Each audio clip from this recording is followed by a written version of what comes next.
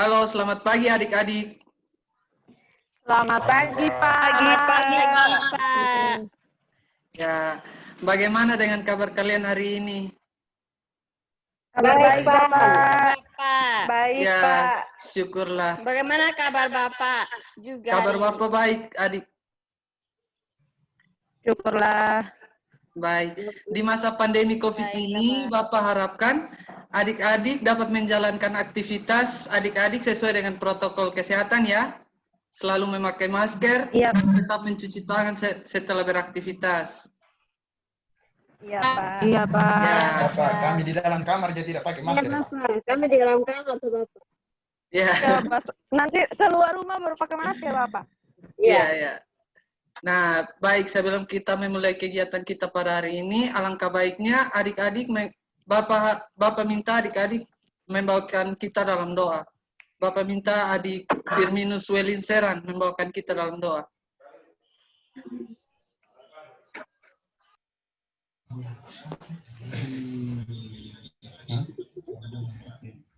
Baik, Bapak dan teman-teman, mari kita siapkan hati dan batin kita untuk berdoa. Berdoa menurut keyakinan kita masing-masing. Berdoa mulai. Berdoa selesai. Ya, terima kasih adik Firminus yang sudah membawakan kita dalam doa. Jadi, apakah adik-adik sudah mengetahui? Sama-sama, Pak.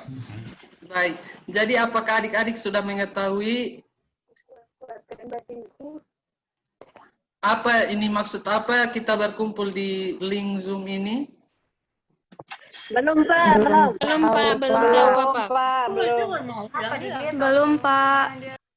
Baik, jadi maksud kita berkumpul di link Zoom ini, kita akan melakukan atau melaksanakan layanan bimbingan kelompok. Apakah adik-adik ada yang sudah mengetahui bimbingan kelompok? Belum, Bapak. Pak. Belum, Bapak. Sudah, Bapak. Ya, untuk adik Anissa yang mungkin sudah pernah melakukan bimbingan kelompok, mungkin adik Anissa dapat menjelaskan sedikit tentang bimbingan kelompok.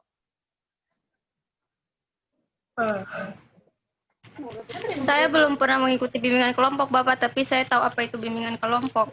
Ya, coba adik Anissa jelaskan. Bimbingan kelompok setahu saya adalah bimbingan yang dilakukan dengan memanfaatkan dinamika kelompok. Itu saja, Bapak. Ya, baik sekali dari adik Anissa. Betul sekali. Jadi, Bapak akan menjelaskan sedikit tentang bimbingan kelompok. Jadi, bimbingan kelompok yaitu suatu kegiatan yang dilakukan oleh sekelompok orang dengan memanfaatkan dinamika kelompok. Artinya, di sini adik-adik semua diharapkan dapat berinteraksi bebas untuk mengeluarkan pendapat, dan Bapak harapkan adik-adik mampu mengeluarkan pendapat atau menanggapi dan memberi saran ya. Iya, Pak. Iya, Di sini Bapak. paham? Paham, Bapak. Baik. Pak. Baik. Paham, Pak. Pada layanan bimbingan kelompok kita pada hari ini, kita akan membahas tentang rasa empati.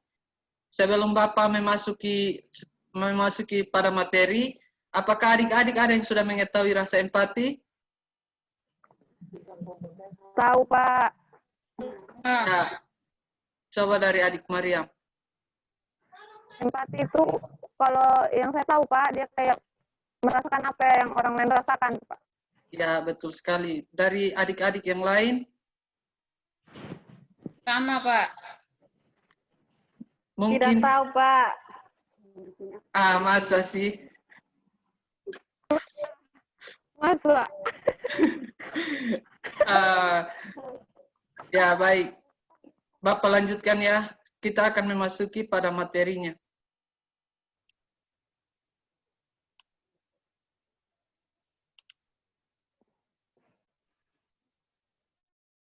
Apakah adik-adik sudah melihat materinya? Belum, Sudah, Bapak. Pak. Sudah, Bapak. Sudah, Sudah, Pak. Bapak. Sudah, Pak. Sudah, Pak.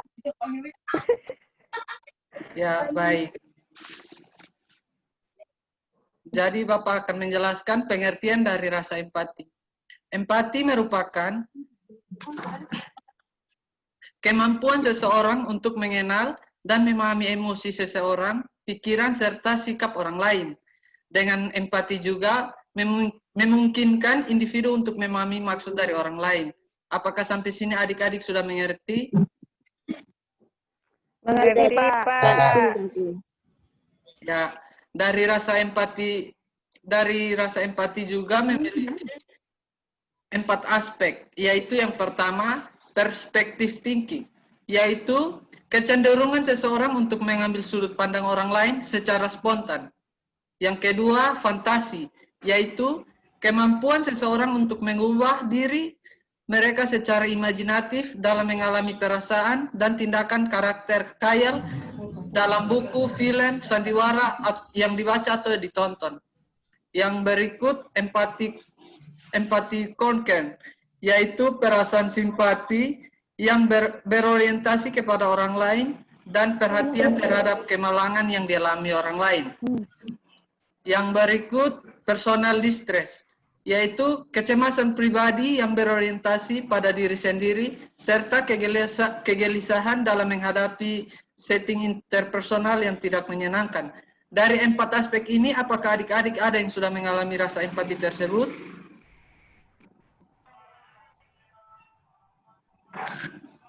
Sudah, Pak. Ya, untuk adik Fani, yang bagian mana nih? Yang fantasi, Pak. Ya, mungkin adik Fani biasa nonton film atau apa cerita-cerita yang sedih-sedih, pasti terbawa emosi. Iya, Pak. Selain adik Fani, siapa lagi? Saya, Pak. Yang bagian mana? Yang bagian terakhir itu, Pak. Personal distress. Ya, coba adik Gayatri jelaskan pengalaman apa yang didapat. Kalau personal distress nih, Pak, saya tipe orang yang cepat cemas dengan keadaan, Pak. Jadi saya rasa personal distress ini yang saya rasakan itu, Pak. Baik. Mungkin itu pengalaman dari adik-adik. Bapak lanjutkan menjelaskan ke materi yang berikut. Yang berikut ada 3 macam empati, yaitu yang pertama, empati somatik, yaitu mampu merasakan dan merespon secara fisik apa yang dialami oleh orang lain. Misalnya, seperti adik-adik juga ikut merasa mulas ketika melihat teman adik-adik yang sedang cemas sebelum presentasi. Itu contohnya. Yang berikut, empati kognitif. Empati kognitif yaitu meliputi pemahaman adik-adik mengenai pemikiran atau pola pikir orang lain. Yang bisa mengerti apa yang dimaksud orang lain, sedangkan pemikiran dan bisa memahami apa yang dipikirkan oleh orang lain. Yang berikut, empati afektif, adalah empati yang cukup sering dilakukan. Misalnya adik-adik mampu memahami emosi atau perasaan orang lain yang membuat adik-adik juga ikut merasakan emosi tersebut yang dapat memicu rasa peduli terhadap orang lain. Nah, dari ketiga macam empati ini ada manfaatnya, yaitu yang pertama, manfaat dalam membangun relasi dengan orang lain. Yang kedua, memunculkan perilaku tolong-menolong, membentuk moral, dan membantu mengatur emosi. Nah, sampai sini apakah adik-adik sudah paham? Paham, Pak. Pak. Baik. Sampai sini apakah ada pertanyaan untuk materi kita hari ini?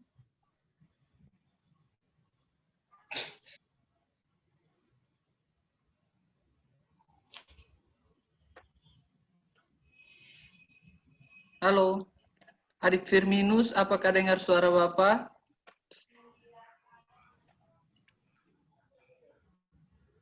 Ya, saya dengar, Pak. Ya, sampai sini apakah ada pertanyaan untuk materi kita? Ada, Pak. Ya, baik. Bapak persilakan. Ini, Pak, yang apa?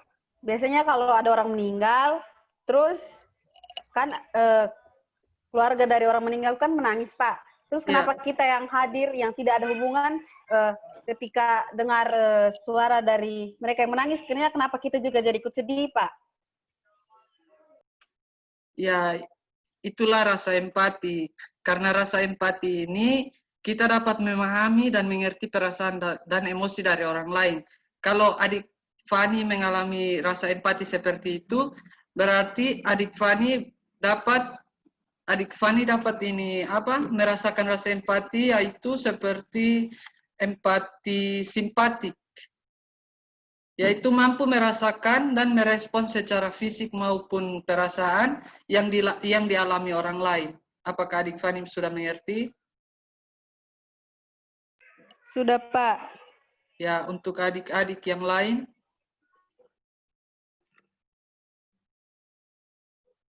Untuk adik Ian Liu, mungkin ada pertanyaan?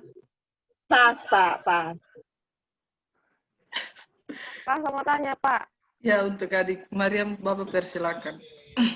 Bapak, saya belum begitu paham di bagian empati kognitif kalau tidak salah, Pak. Itu saya belum paham, Bapak. Mungkin Bapak bisa jelaskan kembali. Empati kognitif. Tunggu Bapak, Ya, saya Bapak belum screen paham. ulang ya. Iya, Bapak.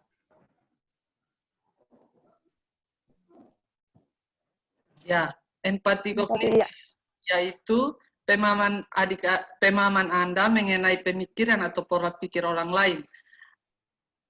Anda bisa mengerti apa yang orang lain sedang berpikir.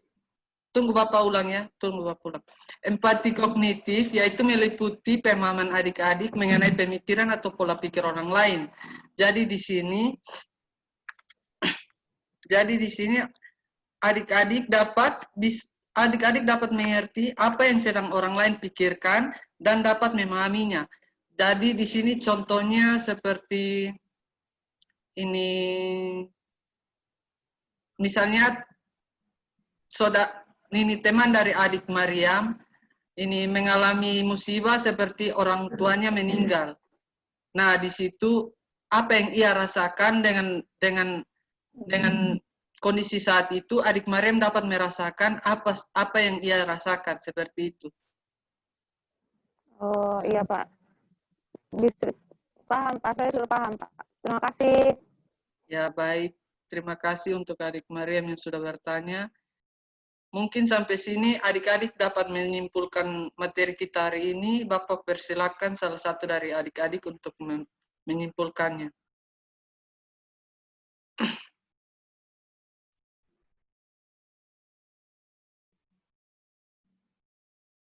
Halo.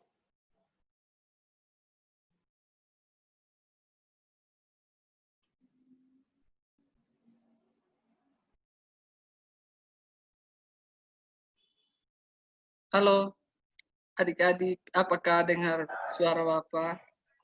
Dengar, Pak. Jaringan, Ya, Pak. Jaringan Pak. putus, Pak. Jaringan putus-putus, Pak. Datang berhubungan nih, Pak. Empati adalah perasaan yang tinggi.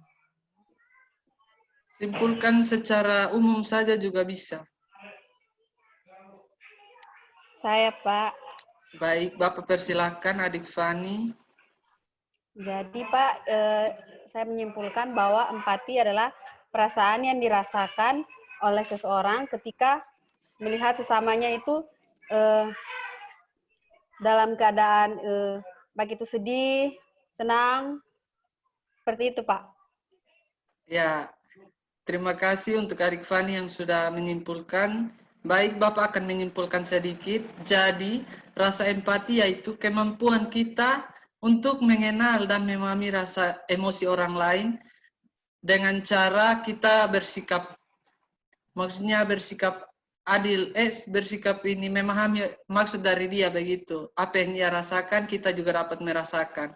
Dan dengan rasa empati juga, kita dapat membangun relasi dengan orang lain, menunjukkan perilaku tolong-menolong, dan membentuk moral kita. Apakah sampai sini sudah paham adik-adik? Paham, Pak. Paham, Baik. Pak. Paham, Paham, Pak. Baik. Sebelum kita menutup kegiatan layanan bimbingan kelompok kita pada hari ini, Bapak meminta adik-adik untuk membawakan kita dalam doa. Saya, Pak. Baik, untuk adik Gayatri, Bapak persilakan. Oke, baik Bapak dan teman-teman, untuk mengakhiri kegiatan kita pada saat ini, marilah kita berdoa menurut ajaran dan kepercayaan kita masing-masing. Kita berdoa.